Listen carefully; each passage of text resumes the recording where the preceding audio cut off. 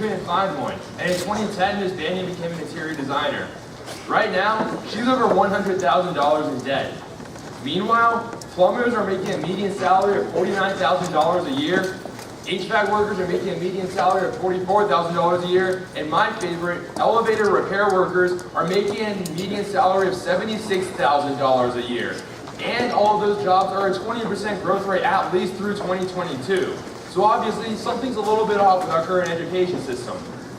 And I believe that many of these issues that we talk about with education, with college tuition costs, with student loans, with the debt crisis that we're facing with all of our college graduates, these revolve around the focus that our society puts on a 4-year college education.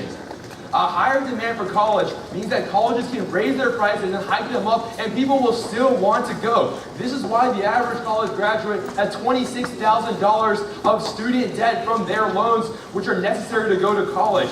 And also, the huge number of college graduates means it's becoming increasingly difficult for these graduates to find a job. And that's why current grads face an 18.3% underemployment rate, which means they're working a minimum wage job that doesn't utilize their college degree. And keep in mind that this is all after a 59% college graduation rate. Those who don't finish or don't go to college are absolutely even worse off in our society. They're left alone with no way to improve their situation because our society says that you have to have a degree to be successful. But I'm not here to talk about college. I'm here to talk about vocational education.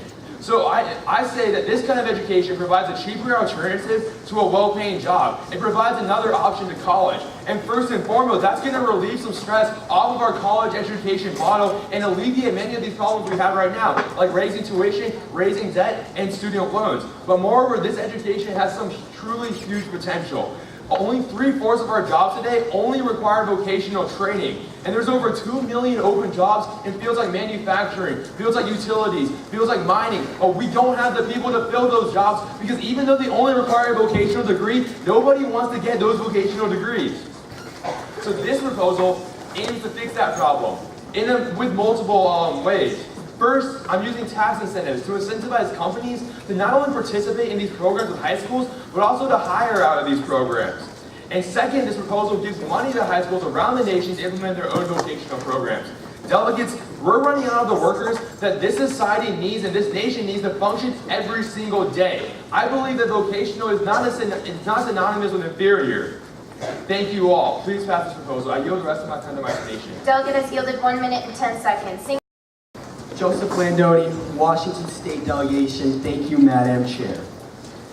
My fellow Americans, my fellow delegates, and my fellow friends, I rise today in strong favor of this proposal. My friends, we are told since kindergarten that a 4-year university is right for you. The fact is, we are not all cut out for a 4-year university. This needs to be celebrated. This proposal provides a culture shift, a shift where vocational education is not stigmatized. This proposal balances the playing field, expanding opportunities, not limiting them. This high school vocational program would incentivize the hiring of students with a tax credit.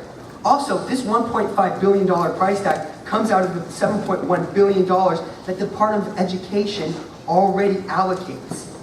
This $1.5 billion investment would provide nearly 2 million jobs. 2 million jobs. To reiterate, vocational education salaries on average begin at $47,000. The average salary of a student who comes out of a 4-year university averages $44,000.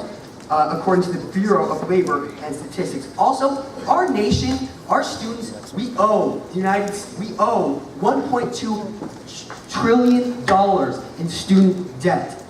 I also would like to say that there are jobs out there. We just need to fill them with qualified candidates.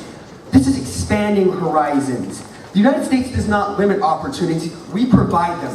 I urge you to pass this groundbreaking proposal. The working class is the backbone of America. We need to combat this ever-shrinking middle class. This proposal is the solution. Thank you, Madam Chair. I yield the rest of my time to you. Thank you, Delegate. The floor is now open for con-pro debate.